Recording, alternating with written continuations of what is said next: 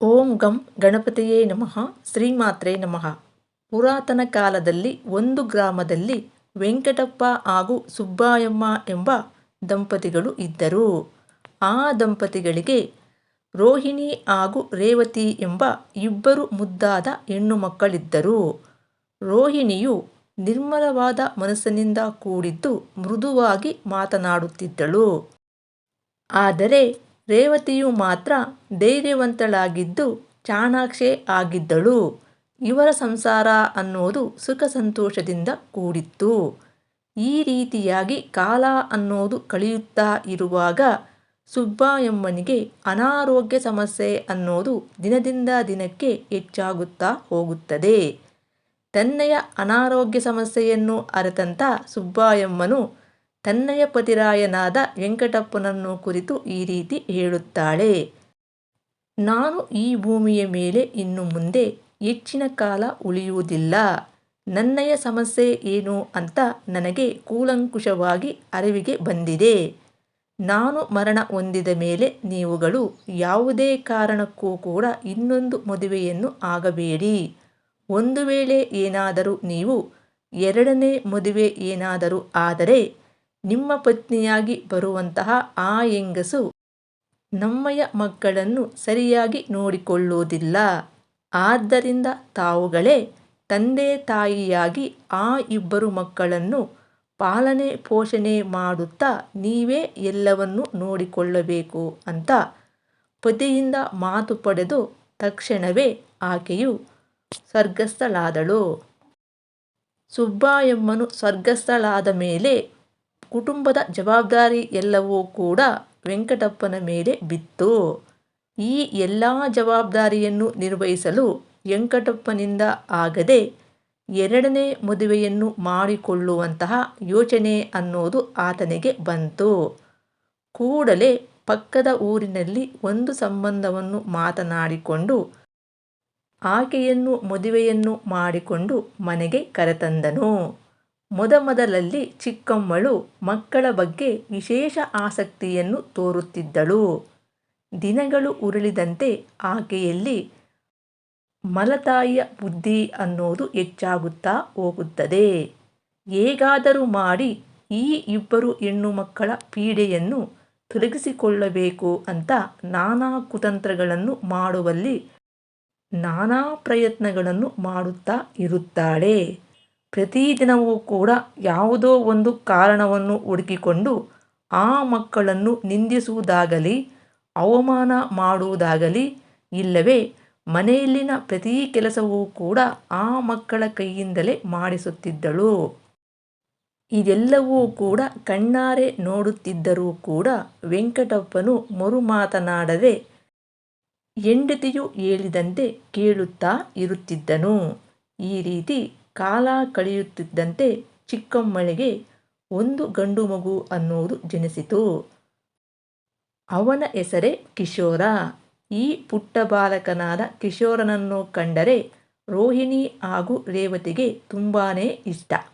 ಯಾವಾಗಲೂ ಕೂಡ ಈ ಪುಟ್ಟ ಬಾಲಕನ ಹಿಂದೆಯೇ ತಿರುಗುತ್ತಾ ನಮ್ಮಯ ತಮ್ಮ ನಮ್ಮಯ ತಮ್ಮ ಎನ್ನುತ್ತಾ ಆತನನ್ನು ಮುದ್ದಾಡುತ್ತಾ ಆಟ ಆಡಿಸುತ್ತಿದ್ದರು.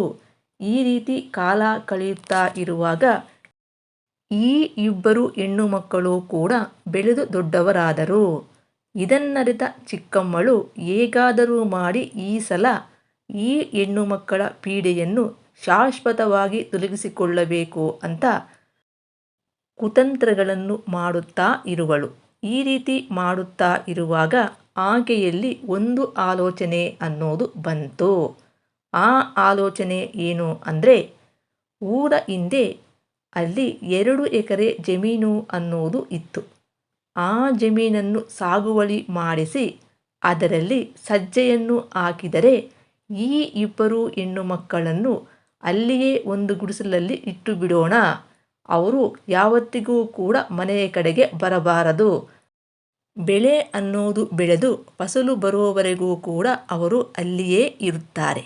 ಅಲ್ಲಿವರೆಗೂ ಕೂಡ ಈ ಮನೆಯಲ್ಲಿ ಯಾರೂ ಬರೋದಿಲ್ಲ ಅಂತ ತುಂಬ ಸಂತೋಷದಿಂದ ಮನಸ್ಸಿನಲ್ಲಿ ಈ ದುರಾಲೋಚನೆಯನ್ನು ಇಟ್ಟುಕೊಂಡು ತನ್ನಯ ಪತಿಯ ಹತ್ತಿರ ಹೋಗಿ ಈ ರೀತಿ ಹೇಳುತ್ತಾಳೆ.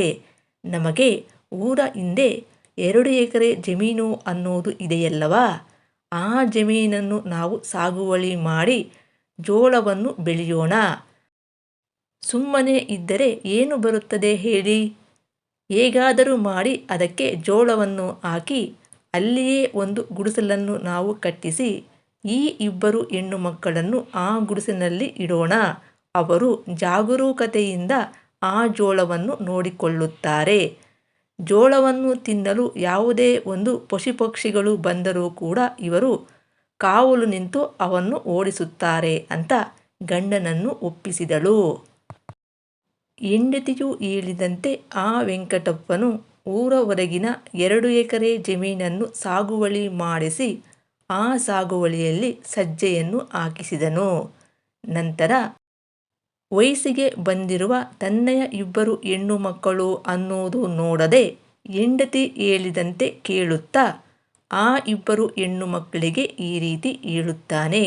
ನಾನು ಊರ ಹೊರಗೆ 2 ಎಕರೆ ಜಮೀನಿನಲ್ಲಿ ಸಾಗುವಳಿ ಮಾಡಿಸಿ ಸಜ್ಜೆಯನ್ನು ಹಾಕಿದ್ದೇನೆ. ನೀವಿಬ್ಬರೂ ಕೂಡ ಅಲ್ಲಿ ಒಂದು ಗುಡಿಸಲು ಅನ್ನೋದು ಇದೆ. ಅದರಲ್ಲಿಯೇ ನೀವು ಇದ್ದು ಪ್ರತಿದಿನ ಕೂಡ ಆ ಸಜ್ಜೆಯನ್ನು ತಿನ್ನಲು ಬರುವಂತಹ ಪಶು ಪಕ್ಷಿಗಳನ್ನು ನೀವು ತಿನ್ನದ ಹಾಗೆ ನೋಡಿಕೊಳ್ಳಬೇಕು.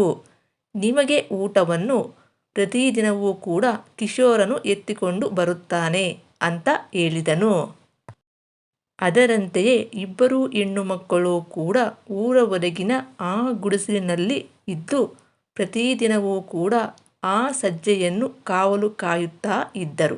ಈ ರೀತಿ ಇರುವಾಗ ಪ್ರತಿದಿನವೂ ಕೂಡ ಚಿಕ್ಕಮ್ಮನ ಮಗನಾದ ಕಿಶೋರನು ಒಂದು ಬಾಕ್ಸ್ನಲ್ಲಿ ಅಕ್ಕಂದಿರಿಗಾಗಿ ತೌಡಿನಲ್ಲಿ ಮಾಡಿರ್ತಕ್ಕಂಥ ಉಂಡೆಗಳು, ತೌಡು ಅಂದರೆ ಯಾವುದೇ ಒಂದು ಕಾಳು ಇರುತ್ತಲ್ಲ ಅದರ ಮೇಲೆ ಇರತಕ್ಕಂಥ ಒಟ್ಟನ್ನು ನಾವು ತೌಡು ಅಂತ ಕರೆಯುತ್ತೇವೆ. ಸಾಮಾನ್ಯವಾಗಿ ಹಳ್ಳಿಗಳ ಕಡೆ ಈ ತೌಡನ್ನು ಹಸುಗಳಿಗೆ ಆಹಾರವಾಗಿ ನೀಡುತ್ತಾರೆ. ಇಂತಹ ತೌಡಿನಲ್ಲಿ ಉಂಡೆಗಳು ಮಾಡಿ ಅವರು ತಿನ್ನುವುದಕ್ಕೆ ಮಗನ ಕೈಯಿಂದ ಕಳಿಸುತ್ತಾಳೆ ಚಿಕ್ಕಮ್ಮಳು. ತಮ್ಮನಾದವನು ಆ ಬಾಕ್ಸನ್ನು ತೆಗೆದುಕೊಂಡು ಅಕ್ಕಂದಿರ ಹತ್ತಿರ ಹೋಗಿ ನೀಡುತ್ತಾನೆ. ತೆಗೆದು ನೋಡಿದರೆ ಆ ಡಬ್ಬಿಯ ಒಳಗೆ 2 ಉಂಡೆಗಳು ಅನ್ನೋವು ಇರುತ್ತದೆ. ಅದನ್ನು ನೋಡಿದ ರೇವತಿಯು, ಅಕ್ಕ, ಯಾರಾದರೂ ಸರಿ ಮನುಷ್ಯರು ಇಂತಹ ಉಂಡೆಗಳನ್ನು ತಿನ್ನುತ್ತಾರಾ? ನಮಗೆ ಆ ಭಗವಂತ ಎಂತಹ ಚಿಕ್ಕಮ್ಮಳನ್ನು ಕೊಟ್ಟಿದ್ದಾರೆ ನೋಡು ಅಂತ ಅವಳು ಅಲ್ಲಿಯೇ ಬಿಸಾಡಿ ಹೊರಟು ಹೋದಳು. ಈ ರೀತಿ ಹೋಗುತ್ತಿರುವಾಗ ರೋಹಿಣಿಯು ಕೂಡ ಅವಳ ಹಿಂದೆ ಬರುವಳು. ಸಾಮಾನ್ಯವಾಗಿ ಅವರ ತಾಯಿಯು ಸ್ವರ್ಗಸ್ಥಳಾದರೂ ಕೂಡ ಆಕೆಯ ಆತ್ಮ ಅನ್ನೋದು ಅಲ್ಲಿಯೇ ತಿರುಗುತ್ತಾ ಇರುತ್ತದೆ. ಮಕ್ಕಳ ಪರಿಸ್ಥಿತಿಯನ್ನು ನೋಡಿದ ಆ ತಾಯಿಗೆ ಕನಿಕರ ಉಂಟಾಗಿ ಅಲ್ಲಿಯೇ ದೊಡ್ಡದಾದ ಬಂಡೆಯ ಮೇಲೆ ಬಾಣಲೆ ಆಕಾರದ ಒಂದು ರಂಧ್ರ ಅನ್ನೋದು ಇರುತ್ತದೆ. ಅದನ್ನು ಗಮನಿಸಿದ ಆ ಮಹಾತಾಯಿಯು ಹಸುವಿನ ಹಾಲನ್ನು ಹಿಂಡಿ ಅದಕ್ಕೆ ಹೆಪ್ಪನ್ನು ಹಾಕಿ ಮೊಸರಾಗಿ ಮಾಡಿರುತ್ತಾಳೆ. ಈ 2 ಹೆಣ್ಣು ಮಕ್ಕಳು ದಾರಿಯುದ್ದಕ್ಕೂ ಬರುವಾಗ ಅವರಿಗೆ ಅದು ಕಾಣಿಸುತ್ತದೆ. ಅದನ್ನು ನೋಡಿದ ಅವರಿಗೆ ತುಂಬ ಸಂತೋಷವಾಗಿ ಇಬ್ಬರೂ ಕೂಡ ಆ ಮೊಸರನ್ನು ತಿನ್ನುತ್ತಾರೆ. ಅಲ್ಲಿ ಕುಡಿಯಲು ಕೂಡ ನೀರು ಅನ್ನೋದು ಅಲ್ಲಿ ಸಿಗುವುದಿಲ್ಲ. ಆವಾಗ ಅವರು ತಿಂದ ಕೈಗಳನ್ನು ತಮ್ಮಯ ಕೂದಲಿಗೆ ಹಚ್ಚಿಕೊಳ್ಳುತ್ತಿದ್ದರು. ಅಂದರೆ ಕೈಗಳನ್ನು ನೀರಿಲ್ಲದೆ ತಮ್ಮಯ ಕೂದಲಿಗೆ ಒರೆಸಿಕೊಳ್ಳುತ್ತಿದ್ದರು. ಈ ರೀತಿ ಪ್ರತಿದಿನ ಮಾಡುತ್ತಾ ಹೋದಂತೆಲ್ಲ ಆ ಮೊಸರಿನ ಪ್ರಭಾವದಿಂದ ಅವರ ಕೂದಲು ಅನ್ನೋದು ತುಂಬ ಉದ್ದವಾಗಿ ಬೆಳೆಯುತ್ತಾ ಹೋಗುತ್ತದೆ. ಒಂದು ದಿನ ತಂಗಿಯಾದಂತಹ ರೇವತಿಯು ರೋಹಿಣಿಯನ್ನು ಕುರಿತು, ಅಕ್ಕ, ಈ ದಿನ ನಾವು ನಮ್ಮ ತಮ್ಮನಿಗೆ ಕೂಡ ಮೊಸರನ್ನು ಕೊಡೋಣ ಅಂತ ಮಾತನಾಡಿಕೊಂಡು ಆ ಪುಟ್ಟ ಬಾಲಕನು ತಂದ ಆ ಡಬ್ಬಿಯಲ್ಲಿ ಮೊಸರನ್ನು ತುಂಬಿ ಆತನಿಗೆ ಕೊಟ್ಟರು. ಆತನು ಅದರಲ್ಲಿ ಸ್ವಲ್ಪ ತಿಂದು ಉಳಿದ ಅರ್ಧ ಭಾಗವನ್ನು ತೆಗೆದುಕೊಂಡು ಹೋಗಿ ಅವರ ಅಮ್ಮನಿಗೆ ನೀಡಿದನು. ಆವಾಗ ಚಿಕ್ಕಮ್ಮಳು ಮಗನನ್ನು ಕುರಿತು, ಕಿಶೋರ, ಈ ಮೊಸರು ಅನ್ನೋದು ನಿನಗೆ ಎಲ್ಲಿಂದ ಬಂತು ಅಂತ ಕೇಳಿದಾಗ ಆ ಕಿಶೋರನು ಅಕ್ಕಂದಿರನ್ನು ಕುರಿತು ಹಾಗೆಯೇ ಆ ಬಂಡೆಯ ಮೇಲೆ ಇರುವಂತಹ ಮೊಸರನ್ನು ಕುರಿತು ವಿವರಿಸಿದನು. ಇದನ್ನು ಕೇಳಿದ ತಕ್ಷಣ ಚಿಕ್ಕಮ್ಮಳಿಗೆ ಆವೇಶಭರಿತಳಾಗಿ, ಏನೋ ನಾನು ಕೊಡುವ ತೋಡು ಉಂಡೆಗಳನ್ನು ತಿನ್ನದೆ ಮೊಸರು ತಿನ್ನುತ್ತೀರಾ? ಇರಿ ನಿಮಗೆ ಮಾಡುತ್ತೇನೆ ಅಂತ ಭಯಂಕರವಾದಂಥ ಹೊಟ್ಟೆ ನೋವು ಬಂದಂತೆ ಮನೆಯಲ್ಲೆಲ್ಲ ಕೂಡ ಹೊರಲಾಡಿದಳು. ಇದನ್ನು ಗಮನಿಸಿದ ವೆಂಕಟಪ್ಪನು ಏನಾಯಿತು, ಇದಕ್ಕೆ ಸೂಕ್ತ ಪರಿಹಾರ ಏನು ಅಂತ ಪದೇ ಪದೇ ಕೇಳುತ್ತಾ ಇರುವಾಗ ಹೆಂಡತಿಯಾದ ಚಿಕ್ಕಮ್ಮಳು, ನಮ್ಮಯ ಹೊಲದಲ್ಲಿ ದೊಡ್ಡ ಬಂಡೆಯ ಮೇಲೆ ಬಾಣಲೆ ಆಕಾರದ ಒಂದು ರಂಧ್ರ ಇದೆ. ಅದನ್ನು ಎಲ್ಲವನ್ನೂ ಕೂಡ ಪುಡಿ ಮಾಡಿ ಅದನ್ನು ತೆಗೆದುಕೊಂಡು ಬಂದು ನನಗೆ ಕೊಟ್ಟರೆ, ನನ್ನಯ ಹೊಟ್ಟೆಯ ಮೇಲೆ ಆ ಮಿಶ್ರಣವನ್ನು ಹಚ್ಚಿದರೆ ಮಾತ್ರ ಈ ಹೊಟ್ಟೆ ನೋವು ನಿವಾರಣೆ ಆಗುತ್ತದೆ ಅಂತ ವೈದ್ಯ ಪಂಡಿತರು ಹೇಳಿದರು ಅಂತ ರಾಗವಾಗಿ ವೆಂಕಟಪ್ಪನಿಗೆ ಹೇಳಿದಳು. ಕೂಡಲೇ ವೆಂಕಟಪ್ಪನು ಹೆಂಡತಿಯ ನೋವನ್ನು ಸಹಿಸಲಾರದೆ 4-6 ಜನರನ್ನು ಕರೆದುಕೊಂಡು ಹೋಗಿ ಊರವರೆಗೆ ಇರುವಂತಹ ಆ ಬಂಡೆಯನ್ನು ಒಡೆದು ಪುಡಿ ಪುಡಿ ಮಾಡಿ ಆ ಮಿಶ್ರಣವನ್ನು ತಂದು ಹೆಂಡತಿಗೆ ನೀಡಿದನು. ಇದರಿಂದ ಚಿಕ್ಕಮ್ಮಳಿಗೆ ತುಂಬ ಸಂತೋಷವಾಯಿತು. ಮೊಸರು ತಿನ್ನುತ್ತೀರಾ, ಇವಾಗ ತಿನ್ನಿ ಅಂತ ಮನಸ್ಸಿನಲ್ಲಿಯೇ ನಕ್ಕಳು. ಪಾಪ ಆ 2 ಹೆಣ್ಣು ಮಕ್ಕಳು ಕೂಡ ಮೊಸರನ್ನು ತಿಂದು ಜೀವನವನ್ನು ಮಾಡುತ್ತಿದ್ದರು. ಈಗ ಆ ಮೊಸರು ತಿನ್ನುವ ಭಾಗ್ಯ ಅನ್ನೋದು ಚಿಕ್ಕಮ್ಮನಿಂದ ಹೊರಟು ಹೋಯಿತು. ಮತ್ತೆ ಮಾರನೇ ದಿನ ಕಿಶೋರನ ಕೈಯಲ್ಲಿ ಒಂದು ಡಬ್ಬಿಯಲ್ಲಿ ತೌಡಿನಿಂದ ಮಾಡಿರ್ತಕ್ಕಂಥ 2 ಉಂಡೆಗಳನ್ನು ಅವನ ಕೈಯಲ್ಲಿ ಕಳಿಸಿದಳು. ಅದನ್ನು ನೋಡಿದ ರೇವತಿಗೆ ತುಂಬ ಕೋಪ ಬಂತು. ಆದರೂ ಕೂಡ ಏನು ಮಾಡೋದು, ತಿನ್ನೋದಕ್ಕೆ ಏನೂ ಇಲ್ಲ. ನಾವು ಬದುಕಬೇಕಾದರೆ ಏನಾದರೂ ಒಂದು ತಿನ್ನಲೇಬೇಕಲ್ಲ. ಆ ತೌಡಿನ ಉಂಡೆಗಳನ್ನು ಸ್ವಲ್ಪ ಸ್ವಲ್ಪ ತಿಂದರು. ನಂತರ ಆ ಪುಟ್ಟ ಬಾಲಕನು ಹೊರಟು ಹೋದನು. ಆಮೇಲೆ ಹಾಗೆಯೇ ಅಲ್ಲಿ ಹೊಲವೆಲ್ಲ ತಿರುಗುತ್ತಾ ಹೋಗುತ್ತಿರುವಾಗ ಸ್ವರ್ಗಸ್ಥಳಾದ ಅವರ ತಾಯಿಯು ಮಕ್ಕಳ ಈ ಪರಿಸ್ಥಿತಿಯನ್ನು ಗಮನಿಸಿ ಭಗವಂತನ ಮೊರೆ ಹೋಗಿ ಒಂದು ಕಾಗೆಯ ರೂಪವನ್ನು ಧರಿಸಿ ಅದೇ ಹೊಲದಲ್ಲಿ ಒಂದು ಸೌತೆ ಗಿಡವನ್ನು ನೆಟ್ಟಳು. ಕೂಡಲೇ ಆ ಗಿಡದಲ್ಲಿ ಅವರಿಬ್ಬರಿಗೂ ಕೂಡ 2 ಸೌತೆಕಾಯಿಗಳು ಬಿಟ್ಟವು. ಇವರಿಬ್ಬರು ಏನನ್ನೋ ಹುಡುಕುತ್ತಾ ಬರುತ್ತಿರುವಾಗ ಆ ಸೌತೆಕಾಯಿಗಳು ಕಾಣಿಸಿದವು. ತಲಾ ಒಂದರಂತೆ ಸೌತೆಕಾಯಿಗಳನ್ನು ತಿಂದು ತಮ್ಮಯ ಹಸಿವನ್ನು ನೀಗಿಸಿಕೊಂಡರು. ಈ ರೀತಿ ಪ್ರತಿದಿನವೂ ಕೂಡ 2 ಸೌತೆಕಾಯಿಗಳು ಅನ್ನುವು ಆ ಗಿಡದಲ್ಲಿ ಬಿಡುತ್ತಿದ್ದವು. ಒಂದು ದಿನ ಆ 2 ಸೌತೆಕಾಯಿಗಳನ್ನು ಕಿತ್ತು ತಿನ್ನಲು ಹೋದಾಗ ಆಗ ತಾನೇ ತಮ್ಮನು ಡಬ್ಬಿಯನ್ನು ತೆಗೆದುಕೊಂಡು ಬಂದನು. ಆವಾಗ ಈ 2 ಅಕ್ಕ ತಂಗಿಯರು ತಲಾ ಅವರ ಕಾಯಿಯಲ್ಲಿ ಅರ್ಧ ಅರ್ಧ ಭಾಗವನ್ನು ಮುರಿದು ತಮ್ಮನಿಗೆ ಕೊಟ್ಟರು. ತಮ್ಮನಾದ ಕಿಶೋರ ಅರ್ಧ ಭಾಗವನ್ನು ತಿಂದು ಉಳಿದ ಅರ್ಧ ಭಾಗವನ್ನು ತೆಗೆದುಕೊಂಡು ಅಮ್ಮನಿಗೆ ಹೋಗಿ ಕೊಟ್ಟನು. ಆವಾಗ ಆತನ ತಾಯಿಯಾದ ಚಿಕ್ಕಮ್ಮಳು, ಈ ಸೌತೆಕಾಯಿ ನಿನಗೆ ಎಲ್ಲಿಂದ ಬಂತು ಅಂತ ಕೇಳಿದಾಗ ತನ್ನಯ ಅಕ್ಕಂದಿರು ಕೊಟ್ಟರೆಂದು, ಆ ಹೊಲದಲ್ಲಿ ಸೌತೆಕಾಯಿಯ ಗಿಡ ಇದೆ ಅಂತ ಅವರು ಮಾತನಾಡಿಕೊಳ್ಳುತ್ತಿದ್ದ ವಿಷಯವನ್ನು ತನ್ನಯ ತಾಯಿಗೆ ಹೇಳಿದನು. ಇದನ್ನು ಅರಿತ ಮಲತಾಯಿಯು ಅವರ ಬಗ್ಗೆ ಕೋಪದಿಂದ, ಏನು ತೌಡು ಉಂಡೆಗಳನ್ನು ತಿನ್ನದೆ ಸೌತೆಕಾಯಿಗಳನ್ನು ತಿನ್ನುತ್ತೀರಾ? ಇರಿ ನಿಮಗೆ ಮಾಡುತ್ತೇನೆ ಅಂತ ಭಯಂಕರವಾದ ತಲೆನೋವು ಬಂದಂತೆ ನಟನೆಯನ್ನು ಮಾಡಿದಳು.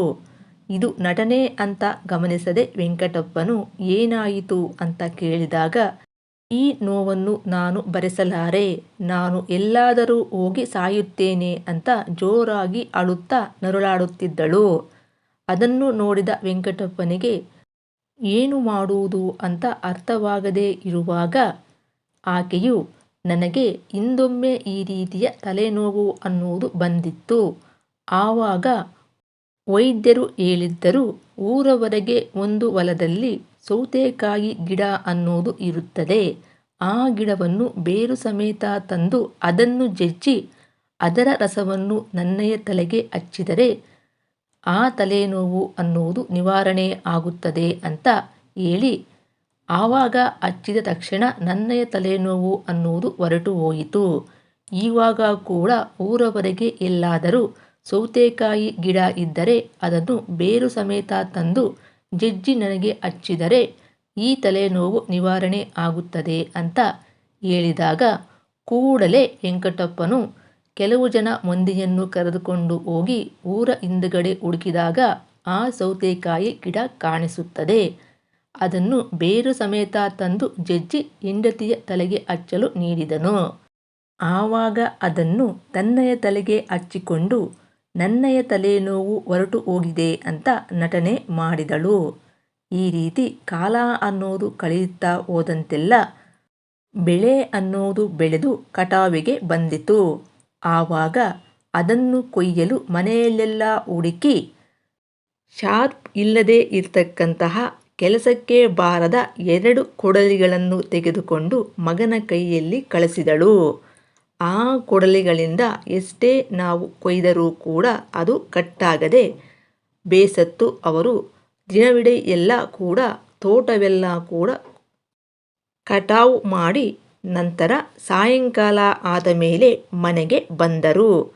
ಯಾವಾಗ ಅದು ಸಾಗುವಳಿ ಮಾಡಿ ಅಲ್ಲಿ ಜೋಳವನ್ನು ಹಾಕಿದರೋ ಆವತ್ತು ಆ ಗುಡಿಸಲಿಗೆ ಹೋದವರು ಅದು ಕಟಾವಿಗೆ ಬಂದು ಎಲ್ಲ ಸಿದ್ಧ ಮಾಡಿ ನಂತರವೇ ಅವರು ಮನೆಗೆ ಬಂದರು. ಬಂದ ತಕ್ಷಣ ಚಿಕ್ಕಮ್ಮಳು ಅವರಿಗಾಗಿಯೇ ಕಾಯುತ್ತಿದ್ದಳು. 2 ಬಟ್ಟೆಗಳನ್ನು ತೆಗೆದುಕೊಂಡು ಎಣ್ಣೆಯಲ್ಲಿ ಅದನ್ನು ಮಿಶ್ರಣ ಮಾಡಿ ಚೆನ್ನಾಗಿ ಎಣ್ಣೆ ಅನ್ನೋದು ಸೋರುತ್ತಿರುವ ಹಾಗೆ ಮಾಡಿ ಆ 2 ಬಟ್ಟೆಗಳನ್ನು ತೆಗೆದುಕೊಂಡು ಬಂದ ತಕ್ಷಣ ಇವರಿಬ್ಬರಿಗೂ ಕೂಡ ಒಂದೊಂದು ಬಟ್ಟೆಯನ್ನು ಕೊಟ್ಟು ಈ ಬಟ್ಟೆಗಳನ್ನು ತೆಗೆದುಕೊಂಡು ಹೋಗಿ ಕೆರೆಯ ಹತ್ತಿರ ನೀವು ಶುದ್ಧವಾಗಿ ಈ ಬಟ್ಟೆಗಳನ್ನು ಒಗೆದು ಮತ್ತೆ ತರಬೇಕು ಅಂತ ಹೇಳಿದಳು. ಚಿಕ್ಕಮ್ಮ ಹೇಳಿದಂತೆ ತಲಾ ಒಂದು ಬಟ್ಟೆಯನ್ನು ತೆಗೆದುಕೊಂಡು ಹೋಗಿ ಎಷ್ಟೇ ಒಗೆದರೂ ಕೂಡ ಆ ಬಟ್ಟೆಯಲ್ಲಿನ ಎಣ್ಣೆ ಅನ್ನೋದು ಹೋಗುವುದಿಲ್ಲ. ಇದರಿಂದ ಬೇಸತ್ತ ರೇವತಿಯು, ಅಕ್ಕ, ಇನ್ನು ನಾವು ಇಲ್ಲಿ ಇರೋದು ಒಳ್ಳೆಯದಲ್ಲ. ನಮ್ಮಯ್ಯ ಚಿಕ್ಕಮ್ಮ ಯಾವುದೋ ಒಂದು ಕಾರಣವನ್ನು ಹುಡುಕಿ ನಮಗೆ ಹಿಂಸೆಯನ್ನು ನೀಡುತ್ತಾ ಇರುತ್ತಾಳೆ. ಇಲ್ಲಿ ಇರೋದು ಬೇಡ, ಈ ಹಿಂಸೆಯನ್ನು ಭರಿಸೋದು ಕೂಡ ನಮ್ಮಿಂದ ಆಗೋಲ್ಲ ಅಂತ ಆ ಇಬ್ಬರೂ ಕೂಡ ಅವರಿಗೆ ನೀಡಿದ ಬಟ್ಟೆಗಳನ್ನು ಆ ಕೆರೆಯಲ್ಲೇ ಬಿಸಾಡಿ ಇಬ್ಬರೂ ಕೂಡ ಕಾಡಿನ ಒಳಗೆ ಹೋದರು. ಇಡೀ ದಿನವೆಲ್ಲ ಕಾಡೆಲ್ಲ ಸುತ್ತಾಡಿ ಕೊನೆಗೆ ರಾತ್ರಿಯಾಯಿತು. ರಾತ್ರಿಯಾದರೆ ಕಾಡಿನಲ್ಲಿ ಇರುವಂತಹ ಕ್ರೂರ ಪ್ರಾಣಿಗಳು ನಮಗೆ ಹಾನಿಯನ್ನು ಮಾಡಬಹುದು ಅಂತ ಒಂದು ದೊಡ್ಡದಾದ ಬೆಟ್ಟದ ಮೇಲೆ ಹತ್ತಲು ಹೋದರು. ಮೊದಲಿಗೆ ರೇವತಿ ಹತ್ತಿದಳು. ನಂತರ ಕೆಳಗೆ ಇರುವ ರೋಹಿಣಿಯನ್ನು ಹತ್ತಿಸಿಕೊಳ್ಳಲು ಸಾಧ್ಯವಾಗಲಿಲ್ಲ. ಆವಾಗ ರೇವತಿಯು ತನ್ನಯ ಕೂದಲನ್ನು ಅಗ್ಗವಾಗಿ ಕೆಳಗಡೆ ಬಿಟ್ಟಳು. ಆ ಕೂದಲನ್ನು ಹಿಡಿದುಕೊಂಡು ರೋಹಿಣಿಯೂ ಕೂಡ ಆ ಬೆಟ್ಟದ ಮೇಲೆ ಹತ್ತು ಇಬ್ಬರೂ ಕುಳಿತು ನೋಡುತ್ತಿರುವಾಗ ದೂರದಿಂದ ಒಂದು ಬೆಳಕು ಅನ್ನುವುದು ಕಾಣಿಸಿತು. ಆವಾಗ ಅವರಿಬ್ಬರೂ ಕೂಡ, ಓಹೋ, ಅಲ್ಲಿ ಯಾವುದೋ ಒಂದು ಊರು ಇದೆ, ಬೆಳಗ್ಗೆ ಆದ ತಕ್ಷಣ ನಾವಿಬ್ಬರೂ ಕೂಡ ಅಲ್ಲಿಗೆ ಹೋಗೋಣ ಅಂತ ಮಾತನಾಡಿಕೊಂಡರು. ಬೆಳಗ್ಗೆ ಎದ್ದು ದಾರಿ ಹಿಡಿದು ಆ ಊರಿನ ಒಳಗೆ ಹೋಗಿ ನೋಡಿದಾಗ ಪ್ರತಿಯೊಂದು ಮನೆಯಲ್ಲೂ ಕೂಡ ಒಬ್ಬ ಮನುಷ್ಯನೂ ಕೂಡ ಇರಲಿಲ್ಲ. ಎಲ್ಲ ಮನೆಗಳಲ್ಲಿ ಬರೀ ಖಾಲಿಯಾಗಿತ್ತು. ಏಕೆ ಈ ರೀತಿ ಅಂತ ಅಂದುಕೊಳ್ಳುತ್ತಾ ಹೋಗುತ್ತಿರುವಾಗ ಅಲ್ಲಿಯೇ ಪಕ್ಕದಲ್ಲಿ ಒಂದು ರಾಜ್ ಮಹಲ್ ಅನ್ನೋದು ಕಾಣಿಸಿತು. ಆ ಮಹಲಿನೊಳಗೆ ಹೋದಾಗ ಎಲ್ಲಿ ನೋಡಿದರೂ ಕೂಡ ಮಣಿಮಾಣಿಕ್ಯಗಳಿಂದ, ಬಂಗಾರದಿಂದ, ಧಾನ್ಯಗಳಿಂದ ಕೂಡ ತುಂಬಿ ತುಳುಕುತ್ತಿತ್ತು. ಅದನ್ನೆಲ್ಲ ನೋಡಿದ ಅಕ್ಕ ತಂಗಿಯರು ತುಂಬ ಸಂತೋಷಪಟ್ಟರು. ಆದರೆ ಇಲ್ಲಿ ಒಬ್ಬ ನರಮನುಷ್ಯನೂ ಕೂಡ ಇಲ್ಲ, ಏಕಿರಬಹುದು ಅಂತ ಯೋಚನೆ ಮಾಡುತ್ತಾ ಅವರು, ಇಲ್ಲಿ ಯಾರೂ ಇಲ್ಲ ಅಂದರೆ ಯಾವುದೋ ಒಂದು ಶಕ್ತಿ ಅನ್ನೋದು ಇರುತ್ತದೆ, ಏತಕ್ಕಾದರೂ ಕೂಡ ನಾವು ಜಾಗರೂಕತೆಯಿಂದ ಇರಬೇಕು ಅಂತ ಇಬ್ಬರೂ ಕೂಡ ಆ ಮಹಲಿನ ಮೇಲೆ ಒಂದು ಮೂಲೆಯಲ್ಲಿ ಬಚ್ಚಿಟ್ಟುಕೊಂಡರು. ಅದೇ ವೇಳೆಗೆ ಒಂದು ನರಿ ಅನ್ನೋದು ಆ ಮನೆಯ ಒಳಗೆ ಬಂತು. ಅದಕ್ಕೆ ಬೇಕಾದ ಆಹಾರವನ್ನು ತಯಾರಿಸಿ ತಿಂದು ನಂತರ ಆ ನರಿ ಮಲಗಿಕೊಂಡಿತು. ಬೆಳಗ್ಗೆ ಆದ ಮೇಲೆ ಆ ನರಿಯು ಹಸುಗಳು, ಕುರಿಗಳು ಹಾಗೂ ಮೇಕೆಗಳನ್ನು ಕರೆದುಕೊಂಡು ಕಾಡಿನಲ್ಲಿ ಅವುಗಳನ್ನು ಮೇಯಿಸಲು ಹೊರಟು ಹೋಯಿತು. ಇದನ್ನೆಲ್ಲ ಗಮನಿಸಿದ ಅಕ್ಕ ತಂಗಿಯರು ಈಗ ನಾವು ಏನು ಮಾಡೋದು ಅಂತ ಯೋಚನೆ ಮಾಡುತ್ತಾ ಇರುವಾಗ ರೇವತಿಯು, ಅಕ್ಕ ನೀನು ಭಯಪಡಬೇಡ, ಎಲ್ಲವನ್ನೂ ಸಹ ನಾನು ನೋಡಿಕೊಳ್ಳುತ್ತೇನೆ ಎಂದು ಹೇಳಿ ಅವರಿಗೆ ಬೇಕಾದ ಅಡಿಗೆಗಳನ್ನು ಮಾಡಿಕೊಂಡು ತೃಪ್ತಿಯಾಗಿ ತಿಂದರು. ನಂತರ ಎಂದಿನಂತೆ ಒಂದು ಮೂಲೆಯಲ್ಲಿ ಬಚ್ಚಿಟ್ಟುಕೊಂಡರು. ಈ ಅಡಿಗೆ ಮಾಡಿದ ವಾಸನೆ ಅನ್ನೋದು ನರಿಗೆ ಬಂತು. ಓಹೋ, ಯಾರೋ ಈ ರಾಜ್ ಮಹಲ್ ಒಳಗೆ ಬಂದಿದ್ದಾರೆ ಅಂತ ನಿಧಾನವಾಗಿ ಆ ಮಹಲ್ ಒಳಗೆ ಬಂತು. ಅದು ಬರೋದಕ್ಕಿಂತ ಮುಂಚೆಯೇ ಒಂದು ದೊಡ್ಡದಾದ ಬಾಣಲೆಯಲ್ಲಿ ಎಣ್ಣೆಯನ್ನು ಕಾಯಿಸಿಟ್ಟಳು ರೇವತಿ. ಅದು ಬಂದ ತಕ್ಷಣ ಆ ನರಿಯನ್ನು ಎತ್ತಿ ಆ ಬಾಣಲೆಯ ಒಳಗೆ ಹಾಕಿದಳು. ಆ ಎಣ್ಣೆಯ ಆವಿಯಿಂದ ಆ ನರಿ ಅನ್ನೋದು ಸತ್ತು ಹೋಯಿತು. ಆ ಹೊತ್ತಿನಿಂದ ಆ ರಾಜ್ ಮಹಲ್ನಲ್ಲಿ ಇರುವಂತಹ ಎಲ್ಲ ಸಂಪತ್ತು ಅನ್ನೋದು ರೋಹಿಣಿ ಹಾಗೂ ರೇವತಿಗೆ ಸೇರಿದ್ದಾಯಿತು. ಅಂದಿನಿಂದ ಅವರಿಬ್ಬರೂ ಕೂಡ ಸುಖ ಸಂತೋಷದಿಂದ ಜೀವನವನ್ನು ಸಾಗಿಸುತ್ತಿದ್ದರು. ಪ್ರತಿದಿನವೂ ಕೂಡ ರೋಹಿಣಿ ಮೃದು ಸ್ವಭಾವದವಳು. ಆದ್ದರಿಂದ ರೇವತಿಯು, ಅಕ್ಕ ನೀನು ಮನೆಯಲ್ಲಿಯೇ ಇರು, ನಾನು ಈ ಹಸುಗಳನ್ನು, ಕುರಿಗಳನ್ನು, ಮೇಕೆಗಳನ್ನು ಇವೆಲ್ಲವನ್ನೂ ಕರೆದುಕೊಂಡು ಹೋಗಿ ಕಾಡಿನಲ್ಲಿ ಮೇಯಿಸುತ್ತಾ ಮತ್ತೆ ಸಾಯಂಕಾಲ ಬರುವೆನು ಅಂತ ಹೇಳಿ ಪ್ರತಿದಿನವೂ ಕೂಡ ರೇವತಿಯು ಈ ಹಸುಕರುಗಳನ್ನು ಕರೆದುಕೊಂಡು ಹೋಗುತ್ತಿದ್ದಳು. ದೊಡ್ಡವಳಾದ ರೋಹಿಣಿಯು ಮಾತ್ರ ಮನೆಯಲ್ಲಿಯೇ ಇರುತ್ತಿದ್ದಳು. ಕಾಲ ಅನ್ನೋದು ಈ ರೀತಿ ಕಳೆಯುತ್ತಾ ಇರುವಾಗ ಒಮ್ಮೆ ರಾಜನೊಬ್ಬನು ಅವನ ಮಂತ್ರಿ ಪರಿವಾರದೊಂದಿಗೆ ಆ ಕಾಡಿನಲ್ಲಿ ಬೇಟೆಗೆಂದು ಬಂದನು. ಆತನಿಗೆ ಬಾಯಾರಿಕೆ ಅನ್ನೋದು ಆಯಿತು. ಇಡೀ ಕಾಡೆಲ್ಲವೂ ಹುಡುಕಿದರೂ ಕೂಡ ನೀರು ಅನ್ನೋದು ಸಿಗದೆ ಹೋಯಿತು. ಆವಾಗ ಆತನ ಜೊತೆಯಲ್ಲಿ ಬಂದಿರತಕ್ಕಂಥ 2 ನಾಯಿಗಳು ಅನ್ನೋವು ಕಾಡೆಲ್ಲ ಹುಡುಕಿ ಕೊನೆಗೆ ರೋಹಿಣಿ ರೇವತಿ ಇರುವಂತಹ ಆ ಮಹಲ್ ಹತ್ತಿರ ಬಂದು ಅವರು ಸ್ನಾನ ಮಾಡಿದ ನೀರಿನಲ್ಲಿ ಈ ನಾಯಿಗಳು ಈಜು ಹೊಡೆದು ಅಲ್ಲಿ ನೀರನ್ನು ಕುಡಿದು ಮತ್ತೆ ರಾಜನ ಹತ್ತಿರ ಹೋದವು. ಇದನ್ನು ನೋಡಿದ ರಾಜನಿಗೆ ಆಶ್ಚರ್ಯವಾಯಿತು. ಇಡೀ ಕಾಡೆಲ್ಲ ಹುಡುಕಿದರೂ ಕೂಡ ನೀರಿಲ್ಲ. ಆದರೆ ಈ ನಾಯಿಗಳು ಮಾತ್ರ ಎಲ್ಲಿ ನೀರು ಕುಡಿದು ಬಂದವು? ಒಮ್ಮೆ ಆ ನಾಯಿಗಳ ಬಾಲವನ್ನು ನೋಡಿದರೆ ಆ ಬಾಲಕ್ಕೆ ಕೂದಲು ಅನ್ನುವುದು ಸುತ್ತಿಕೊಂಡಿತ್ತು. ಅದರ ಹತ್ತಿರ ಬಂದು ಆ ಕೂದಲನ್ನು ಬಿಚ್ಚಲು ಪ್ರಯತ್ನ ಮಾಡಿದನು. ಆ ಕೂದಲನ್ನು ಬಿಚ್ಚಿದಾಗ ಎಷ್ಟು ಎಳೆದರೂ ಕೂಡ ಉದ್ದವಾಗಿ ಕಾಣುತ್ತಿತ್ತು. ಇದನ್ನು ನೋಡಿದ ರಾಜನಿಗೆ ಆಶ್ಚರ್ಯವಾಯಿತು. ಯಾರದು ಈ ಕೂದಲು? ಇಷ್ಟು ಉದ್ದ ಇದೆಯಲ್ಲ, ಈ ಕೂದಲೇ ಇಷ್ಟು ಚೆನ್ನಾಗಿದ್ದರೆ ಈ ಕೂದಲನ್ನು ಹೊಂದಿರತಕ್ಕಂಥ ಆ ಯುವತಿಯು ಇನ್ನೆಷ್ಟು ಚೆನ್ನಾಗಿರಬೇಕು ಅಂತ ಅವನ ಮನಸ್ಸಿನಲ್ಲಿ ಭಾವನೆಗಳು ಅನ್ನುವು ಮೂಡಿತು. ಕೂಡಲೇ ಆ ನಾಯಿಗಳು ಎಲ್ಲಿ ನೀರು ಕುಡಿದು ಬಂದವೋ ಆ ನಾಯಿಗಳನ್ನು ಮುಂದೆ ಹೋಗುವಂತೆ ಮಾಡಿ ಆ ನಾಯಿಗಳ ಹಿಂದೆ ರಾಜ ಪರಿವಾರವು ಬಂದಿತು. ಬಂದ ತಕ್ಷಣ ಆ ರಾಜಮಹಲ್ ಮುಂದೆ ರಾಜನ ಮಂತ್ರಿಗಳು ಹಾಗೂ ಸೈನಿಕರು ಬಾಗಿಲನ್ನು ಬಡಿದಾಗ ಒಳಗೆ ಇದ್ದಂತಹ ರೋಹಿಣಿಯು ಬಂದು ಏನು ಬೇಕು ಅಂತ ಕೇಳಿದಾಗ ಅವಳ ಸೌಂದರ್ಯವನ್ನು ನೋಡಿದ ರಾಜನಿಗೆ ಆಕೆಯನ್ನು ಮದುವೆಯಾಗುವ ಆಸೆ ಅನ್ನುವುದು ಮೂಡಿತು. ಕೂಡಲೇ ರಾಜನು ತನ್ನಯ ಮನಸ್ಸಿನಲ್ಲಿ ಇರುವಂತಹ ಆಸೆಯನ್ನು ಆಕೆಗೆ ಹೇಳಿದನು. ಆವಾಗ ರೋಹಿಣಿಯು ರಾಜನನ್ನು ಕುರಿತು, ಮಹಾರಾಜ, ನನಗೊಬ್ಬ ತಂಗಿಯು ಇದ್ದಾಳೆ. ಆಕೆಯು ಕಾಡಿಗೆ ಹೋಗಿದ್ದಾಳೆ. ಅವಳು ಬರೋದು ಸಾಯಂಕಾಲವಾಗುತ್ತದೆ. ಅವಳು ಬರುವವರೆಗೂ ಕೂಡ ನೀವು ಇಲ್ಲಿಯೇ ಇದ್ದರೆ ನನ್ನಯ ಮನಸ್ಸಿನಲ್ಲಿ ಇರುವಂತಹ ಕೋರಿಕೆಯನ್ನು ನಿಮಗೆ ಹೇಳುವೆ. ಅವಳ ಸಮ್ಮತಿಯಿಲ್ಲದೆ ನಾನು ಏನನ್ನೂ ಹೇಳಲಾರೆ ಎಂದು ಹೇಳಿದಾಗ ರಾಜನು, ಸುಂದರಿ, ನಾನು ಹೇಳುವುದನ್ನು ಸ್ವಲ್ಪ ಅರ್ಥ ಮಾಡಿಕೊ. ನಿನಗಾಗಿ ನಾನು ಇಲ್ಲಿಯೇ ಕಾಯುತ್ತಾ ಇದ್ದರೆ ರಾಜ್ಯದ ಪರಿಸ್ಥಿತಿ ಅನ್ನೋದು ಏನಾಗುತ್ತದೆ? ನಿನಗೆ ನನ್ನ ಮೇಲೆ ಇಷ್ಟ ಅನ್ನೋದು ಇದ್ದರೆ ಕೂಡಲೇ ನನ್ನ ಜೊತೆ ಬಾ ಅಂತ ಹೇಳಿದನು. ಎಷ್ಟು ಹೊತ್ತಾದರೂ ಕೂಡ ರೇವತಿಯು ಬರಲೇ ಇಲ್ಲ. ಕೊನೆಗೆ ರೋಹಿಣಿಗೂ ಕೂಡ ರಾಜನ ಮೇಲೆ ಮನಸ್ಸು ಅನ್ನೋದು ಆಯಿತು. ನಂತರ ಏನನ್ನು ಮಾಡದು ಅರಿಯದೆ ಆಕೆಯು ಆ ರಾಜನೊಂದಿಗೆ ಹೊರಡಲು ಸಿದ್ಧಳಾದಳು. ಹೋಗುವಾಗ ತನ್ನ ಹತ್ತಿರ ಇರುವಂತಹ ಮುತ್ತಿನ ಹಾರವನ್ನು ತೆಗೆದುಕೊಂಡು ದಾರಿ ಉದ್ದಕ್ಕೂ ಕೂಡ ಒಂದೊಂದೇ ಮುತ್ತನ್ನು ಹಾಕುತ್ತಾ ರಾಜನೊಂದಿಗೆ ಹೊರಟು ಹೋದಳು. ಇತ್ತ ಕಾಡಿಗೆ ಹೋದಂತಹ ರೇವತಿಯು ಸಾಯಂಕಾಲ ಆದ ಮೇಲೆ ಮನೆಗೆ ಬಂದು ನೋಡಿದರೆ ಅಕ್ಕ ಎನ್ನುವ ರೋಹಿಣಿಯು ಕಾಣಿಸುವುದಿಲ್ಲ. ಎಲ್ಲಿ ಹುಡುಕಿದರೂ ಕೂಡ ಆಕೆಯ ಸುಳಿವು ಅನ್ನುವುದು ಸಿಗುವುದಿಲ್ಲ. ಆವಾಗ ಅಳಲು ಪ್ರಾರಂಭಿಸಿದಳು. ಈ ಕಾಡಿನಲ್ಲಿ ಯಾವ ಕ್ರೂರ ಪ್ರಾಣಿಯು ನಮ್ಮಯ ಅಕ್ಕನನ್ನು ತಿಂದು ಬಿಟ್ಟಿತೋ, ಇಲ್ಲವೇ ನಮ್ಮ ಅಕ್ಕನ ಪರಿಸ್ಥಿತಿ ಅನ್ನೋದು ಈಗ ಏನಾಗಿರಬಹುದು ಅಂತ ಪರಿಪರಿ ವಿಧವಾಗಿ ದುಃಖಿಸುತ್ತಾ ಅಳುತ್ತಿದ್ದಳು. ಈ ರೀತಿ ಅಳುತ್ತಾ ಇರುವಾಗ ಆಕೆಗೆ ಮುತ್ತಿನ ಮಣಿಯೊಂದು ಕಾಣಿಸಿತು. ಅದನ್ನು ಎತ್ತಿಕೊಂಡಲು ಮುಂದೆ ನಡೆದಾಗ ಇನ್ನು ಸ್ವಲ್ಪ ದೂರ ಹೋದ ಮೇಲೆ ಇನ್ನೊಂದು ಮುತ್ತು ಕಾಣಿಸಿತು.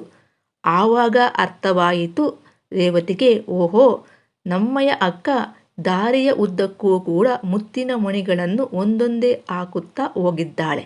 ಈ ದಾರಿಯನ್ನು ಹಿಡಿದು ನಾನು ಹೋದರೆ ಖಂಡಿತವಾಗಿ ನನ್ನಯ ಅಕ್ಕನನ್ನು ನಾನು ಸೇರುವೆ ಅಂತ ಒಂದೊಂದೇ ಮುತ್ತನ್ನು ತೆಗೆದುಕೊಂಡು ಪ್ರಯಾಣವನ್ನು ಬೆಳೆಸಿದಳು.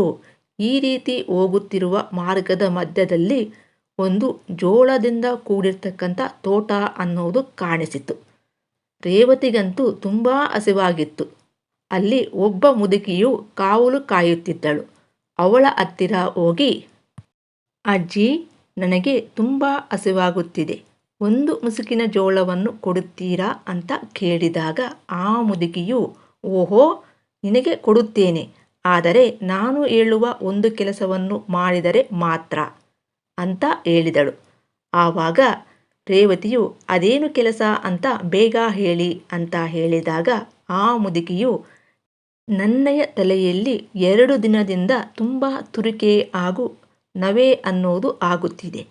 ಒಂದು ವೇಳೆ ಏನಾದರೂ ಏನುಗಳು ಬಿದ್ದಿದ್ದಾವೋ ಏನೋ, ಒಂದು ಸಲ ನೀನು ನನ್ನ ತಲೆಯಲ್ಲಿ ನೋಡು ಎಂದಾಗ ಆ ಮುದುಕಿಯು ಹಣ್ಣು ಮುದುಕಿಯಾಗಿದ್ದಳು. ಈಗಲೋ ಆವಾಗಲೋ ಸತ್ತು ಹೋಗುವ ರೀತಿಯಲ್ಲಿ ಇದ್ದಳು. ರೇವತಿಯು ಆ ಮುದುಕಿಯ ಹತ್ತಿರ ಹೋಗಿ ತನ್ನಯ 2 ಕೈಗಳಿಂದ ತಲೆಯ ಮೇಲೆ ಚುಚ್ಚಿದಳು. ಅಷ್ಟೇ, ಅಷ್ಟೊತ್ತಿಗೆ ಆ ಮುದುಕಿಯ ಪ್ರಾಣ ಅನ್ನೋದು ಹಾರಿ ಹೋಯಿತು. ನಂತರ ಆ ತೋಟದಲ್ಲಿ ಇರುವಂತಹ ಮುಸುಕಿನ ಜೋಳವನ್ನು ತಿಂದು ಆ ಮುದುಕಿಯ ಚರ್ಮವೆಲ್ಲ ಸುಲಿದು ಚೆನ್ನಾಗಿ ಒಗೆದು ಅದನ್ನು ಒಣ ಹಾಕಿ ತನ್ನ ಮೈ ಮೇಲೆ ಆ ಮುದುಕಿಯ ಚರ್ಮವನ್ನೆಲ್ಲ ಕೂಡ ಅಂಟಿಸಿಕೊಂಡಳು. ಏಕೆಂದರೆ ತನ್ನೆಯ ರಕ್ಷಣೆಗಾಗಿ ಹಾಗೂ ತನ್ನನ್ನು ಯಾರೂ ಗುರುತಿಸಬಾರದು ಅಂತ ಆ ಮುದುಕಿಯ ಚರ್ಮವನ್ನೆಲ್ಲ ಕೂಡ ಮೈಯೆಲ್ಲ ಮೆತ್ತಿಸಿಕೊಂಡು ಆಕೆಯು ತನ್ನ ಅಕ್ಕನು ಇರುವಂತಹ ರಾಜಧಾನಿಗೆ ಹೋಗಿ ರಾಜನನ್ನು ಕುರಿತು, ಮಹಾಪ್ರಭು, ನಾನು ಹಣ್ಣು ಮುದುಕಿ, ನನಗೆ ಯಾರೂ ಕೂಡ ಕೆಲಸವನ್ನು ನೀಡುತ್ತಿಲ್ಲ. ನಿಮ್ಮಯ ಆಸ್ಥಾನದಲ್ಲಿ ಯಾವುದಾದರೂ ಒಂದು ಕೆಲಸ ನೀಡಿದರೆ ನಾನು ಇಲ್ಲಿಯೇ ನನ್ನಯ ಶೇಷ ಜೀವನವನ್ನು ನಡೆಸುತ್ತೇನೆ ಸ್ವಾಮಿ ಅಂತ ಕೇಳಿದಳು. ಅವಳನ್ನು ನೋಡಿದ ಮಹಾರಾಜನು ಈ ಮುದುಕಿಗೆ ಸರಿ ಹೊಂದುವಂತಹ ಯಾವುದಾದರೂ ಕೆಲಸ ಇದ್ದರೆ ನೀಡಿ ಅಂತ ಸೈನಿಕರಿಗೆ ಹೇಳಿದಾಗ ಸೈನಿಕರು, ಮಹಾಪ್ರಭು, ನಮ್ಮಯ ಕುದುರೆಗಾರದಲ್ಲಿ ಕುದುರೆಗಳನ್ನು ಮೇಯಿಸುವಂತಹ ವ್ಯಕ್ತಿಗಳು ಇಲ್ಲ. ಈ ಮುದುಕಿಗೆ ಆ ಕುದುರೆಗಾರದಲ್ಲಿ ಕುದುರೆಯನ್ನು ಮೇಯಿಸುವಂತಹ ಕೆಲಸವನ್ನು ನೀಡುತ್ತೇವೆ ಎಂದು ಹೇಳಿ ಆ ಮುದುಕಿಯನ್ನು ಅಲ್ಲಿ ಸೇರಿಸಿದರು. ಪ್ರತಿದಿನವೂ ಕೂಡ ಮುದುಕಿಯ ರೂಪದಲ್ಲಿ ಇರುವಂತಹ ರೇವತಿಯು ಆ ಕುದುರೆಗಳನ್ನು ಕರೆದುಕೊಂಡು ಹೋಗಿ ಕಾಡಿನಲ್ಲಿ ಮೇಯಿಸಿ ಮಧ್ಯಾಹ್ನದ ಸಮಯದಲ್ಲಿ ತನ್ನಯ ಮೈಮೇಲೆ ಇಟ್ಟುಕೊಂಡಂತಹ ಆ ಮುದುಕಿಯ ಚರ್ಮವನ್ನು ಸುಲಿದು ಅಲ್ಲಿಯೇ ಪಕ್ಕದಲ್ಲಿ ಅದನ್ನು ಕೆರೆಯಲ್ಲಿ ಒಗೆದು ಒಣಗಿಸಿಕೊಂಡು ಸಾಯಂಕಾಲ ಆದ ಮೇಲೆ ಮತ್ತೆ ಆ ಮುದುಕಿಯ ಚರ್ಮವನ್ನು ತನ್ನ ಮೈಗೆಲ್ಲ ರಕ್ಷಣೆಯಂತೆ ಅಂಟಿಸಿಕೊಂಡು ಮತ್ತೆ ಆಸ್ಥಾನಕ್ಕೆ ಬರುತ್ತಿದ್ದಳು. ಈ ರೀತಿ ಕಾಲ ಕಳೆಯುತ್ತಿದ್ದಾಗ ಒಮ್ಮೆ ರೇವತಿಯು ಪ್ರತಿದಿನದಂತೆ ತನ್ನ ಮೈಮೇಲೆ ಉಟ್ಟಂತಹ ಆ ಮುದುಕಿಯ ಚರ್ಮವನ್ನು ತೆಗೆದು ನೀರಿನಲ್ಲಿ ಒಗೆಯುತ್ತಿದ್ದಾಗ ಆ ರಾಜ್ಯದಲ್ಲಿ ಇರುವಂತಹ ಒಬ್ಬ ವ್ಯಕ್ತಿಯು ನೋಡಿದನು. ಅವಳ ಅಪರೂಪ ಸೌಂದರ್ಯವನ್ನು ನೋಡಿ, ಯಾರಿರಬಹುದು ಈಕೆ, ಯಾಕೆ ಈ ರೀತಿಯ ಮುದುಕಿಯ ವೇಷವನ್ನು ತೊಟ್ಟಿದ್ದಾಳೆ ಅಂತ ಮನಸ್ಸಿನಲ್ಲೇ ಅಂದುಕೊಂಡು ತನ್ನಯ ಮಿತ್ರನಾದ ಹಾಗೂ ರಾಜನ ತಮ್ಮನಾದ ರಾಜಕುಮಾರನಿಗೆ ಈ ರೀತಿಯಾಗಿ ವಿವರಿಸುತ್ತಾನೆ. ನಿಮ್ಮಯ ಅಶ್ವಗಾರದಲ್ಲಿ ಇರುವಂತಹ ಆ ಮುದುಕಿಯು ಮುದುಕಿಯೇ ಅಲ್ಲ, ಅವಳು ಅಪರೂಪ ಸೌಂದರ್ಯದಿಂದ ಕೂಡಿರ್ತಕ್ಕಂಥ ಯುವತಿ ಅಂತ ಹೇಳಿ ಯಾರಿಗೂ ತಿಳಿಯದೆ ಅವರಿಬ್ಬರೂ ಕೂಡ ಒಂದು ದಿನ ಮಧ್ಯಾಹ್ನ ರೇವತಿಯು ತನ್ನ ಮೈಮೇಲೆ ಇರುವಂತಹ ಆ ಮುದುಕಿಯ ಚರ್ಮವನ್ನು ತೆಗೆದು ಸ್ವಚ್ಛ ಮಾಡುತ್ತಿರುವಾಗ ಆ ರಾಜಕುಮಾರನು ರೇವತಿಯನ್ನು ನೋಡಿದನು. ಆಕೆಯ ಸೌಂದರ್ಯಕ್ಕೆ ಮರುಳಾಗಿ ಮದುವೆಯಾದರೆ ಈಕೆಯನ್ನು ಬಿಟ್ಟು ಬೇರೆ ಯಾರನ್ನೂ ಕೂಡ ನಾನು ಮದುವೆಯಾಗಲಾರೆ ಅಂತ ಪಣ ತೊಟ್ಟನು. ಕೂಡಲೇ ರಾಜನಾದ ತನ್ನಯ ಅಣ್ಣನ ಹತ್ತಿರ ಹೋಗಿ ತಾನು ಅಶ್ವಗಾರದಲ್ಲಿ ಇರುವಂತಹ ಆ ಮುದುಕಿಯನ್ನು ಮದುವೆ ಮಾಡಿಕೊಳ್ಳುವುದಾಗಿ ತಿಳಿಸಿದನು. ಎಲ್ಲರೂ ಕೂಡ ಎಷ್ಟೇ ಹೇಳಿದರೂ ಕೂಡ ಆ ರಾಜಕುಮಾರ ಒಪ್ಪಲಿಲ್ಲ. ನಾನು ಮದುವೆಯಾದರೆ ಆ ಮುದುಕಿಯನ್ನೇ ಮದುವೆಯಾಗುವೆ, ಇಲ್ಲವೇ ಆಜನ್ಮ ಬ್ರಹ್ಮಚಾರಿಯಾಗಿ ಉಳಿಯುವೆ. ಒಂದು ವೇಳೆ ಏನಾದರೂ ನೀವುಗಳು ಆ ಮುದುಕಿಗೆ ತೊಂದರೆ ಮಾಡಿದರೆ ನಾನು ಈ ರಾಜ್ಯದಲ್ಲೇ ಇರೋದಿಲ್ಲ ಅಂತ ಅವನ ಮನಸ್ಸಿನಲ್ಲಿ ಇರುವಂಥ ಭಾವನೆಯನ್ನು ಹೇಳಿದನು. ಕೊನೆಗೆ ರಾಜಕುಮಾರನ ಮಾತಿಗೆ ಮರು ಮಾತನಾಡದೆ ಆ ಮುದುಕಿಯನ್ನು ಕೊಟ್ಟು ರಾಜಕುಮಾರನಿಗೆ ಮದುವೆ ಮಾಡಿದರು. ಈ ರೀತಿ ಕಾಲ ಅನ್ನೋದು ಕಳೆಯುತ್ತಾ ಇರುವಾಗ ರೇವತಿಗೆ ಹಾಗೂ ರೋಹಿಣಿಗೆ ಇಬ್ಬರಿಗೂ ಕೂಡ ಒಬ್ಬೊಬ್ಬ ಗಂಡು ಮಗು ಅನ್ನೋದು ಜನಿಸಿತು. ಈ ಇಬ್ಬರು ಗಂಡು ಮಕ್ಕಳು ಕೂಡ ದಿನದಿಂದ ದಿನಕ್ಕೆ ಪ್ರವರ್ಧಮಾನಕ್ಕೆ ಬರುತ್ತಾ ಬೆಳೆಯುತ್ತಿದ್ದರು. ಈ ರೀತಿ ಇರುವಾಗ ಈ ಇಬ್ಬರು ಮಕ್ಕಳು ಕೂಡ ಉದ್ಯಾನವನದಲ್ಲಿ ಆಟವಾಡುತ್ತಿರುವಾಗ ರೇವತಿಯ ಮಗನು ರೋಹಿಣಿಯ ಮಗನನ್ನು ಕುರಿತು, ನಿಮ್ಮ ಅಮ್ಮನು ನಮ್ಮ ಅಮ್ಮನು ಅಕ್ಕ ತಂಗಿಯರಂತೆ. ನಿಮ್ಮಯ ಅಮ್ಮನು ನಮ್ಮಯ ಅಮ್ಮನಿಗೆ ಒಂದು ಮಾತು ಹೇಳದೆ ಕಾಡಿನಲ್ಲೇ ನಮ್ಮ ಅಮ್ಮನು ಬಿಟ್ಟು ಇಲ್ಲಿ ಬಂದು ರಾಜನನ್ನು ಮದುವೆಯಾಗಿ ಇದ್ದಾರೆ ಅಂತ ಹೇಳುತ್ತಾ ಇರುವಾಗ ಆ ಅರಮನೆಯ ಮೇಲಿಂದ ರೋಹಿಣಿಯು ಎಲ್ಲವನ್ನು ಕೇಳಿಸಿಕೊಂಡಳು. ಅದು ತಾನೇ ಅಂತ ಅರ್ಥ ಮಾಡಿಕೊಂಡು ಶೀಘ್ರವಾಗಿ ಮೇಲಿಂದ ಕೆಳಗೆ ಬಂದು ಆ ಮಕ್ಕಳನ್ನು ಕರೆದುಕೊಂಡು ನಿಮ್ಮಯ ಅಮ್ಮನಲ್ಲಿಗೆ ನಡೆ ಅಂತ ರೋಹಿಣಿಯ ಮಗನನ್ನು ಕರೆದುಕೊಂಡು ಆ ಮುದುಕಿಯ ಹತ್ತಿರ ಬಂದಳು. ಆವಾಗ ಮುದುಕಿಯ ರೂಪದಲ್ಲಿ ಇರುವಂತಹ ರೋಹಿಣಿಯನ್ನು ಹಿಡಿದುಕೊಂಡು ರೋಹಿಣಿಯು, ನಿಜ ಹೇಳು, ನೀನು ಯಾರು ಅಂತ. ಆವಾಗ ರೇವತಿಯು ತಾನು ತೊಟ್ಟಿದ್ದ ಮುದುಕಿಯ ಚರ್ಮವನ್ನು ಬಿಚ್ಚಿ, ಅಕ್ಕ ನಾನೇ ಅಂತ ತನ್ನಯ ಅಕ್ಕನನ್ನು ತಬ್ಬಿಕೊಂಡಳು. ಅಕ್ಕ, ನೀನು ಯಾಕೆ ಈ ರೀತಿ ಮಾಡಿದೆ? ನೀನು ಅಲ್ಲಿಂದ ಹೊರಟು ಹೋದ ಮೇಲೆ ನೀನು ಇಲ್ಲವೆಂದು ನಾನು ಎಷ್ಟೋ ಹುಡುಕಾಡಿದೆ. ಇನ್ನು ಬದುಕಬಾರದು ಅನ್ನೋ ತೀರ್ಮಾನಕ್ಕೆ ಬಂದಿದ್ದೆ. ಆದರೆ ನೀನು ಒಂದು ಕ್ಷಣವಾದರೂ ಅಲ್ಲಿಯೇ ಇದ್ದು ನಾನು ಬರುವ ತನಕ ಇದ್ದಿದ್ದರೆ ಚೆನ್ನಾಗಿರುತ್ತಿತ್ತು. ಆದರೂ ಕೂಡ ಎಲ್ಲವೂ ಕೂಡ ಒಳ್ಳೆಯದಕ್ಕೆ ಎನ್ನುವಂತೆ ಕೊನೆಗೆ ನಾವಿಬ್ಬರೂ ಕೂಡ ಒಂದೇ ರಾಜ್ಯದಲ್ಲಿ ಅಣ್ಣ ತಮ್ಮನರನ್ನು ಮದುವೆ ಮಾಡಿಕೊಂಡು ಇದ್ದೀವಲ್ಲ, ಅಷ್ಟೇ ಸಾಕು ಅಂತ ಒಬ್ಬರನ್ನೊಬ್ಬರು ಸಂತೈಸಿಕೊಂಡರು. ತದನಂತರ ತಮ್ಮಯ ತಂದೆ ತಾಯಿಗಳು ನೆನಪಿಗೆ ಬಂದರು. ಕೂಡಲೇ ಸೈನಿಕರನ್ನು ಕಳಿಸಿ ತನ್ನಯ ತಂದೆಯಾದ ವೆಂಕಟಪ್ಪ, ಚಿಕ್ಕಮ್ಮ ಹಾಗೂ ತಮ್ಮನಾದಂತಹ ಕಿಶೋರನನ್ನು ಕರೆತರಲು ಹೇಳಿದರು.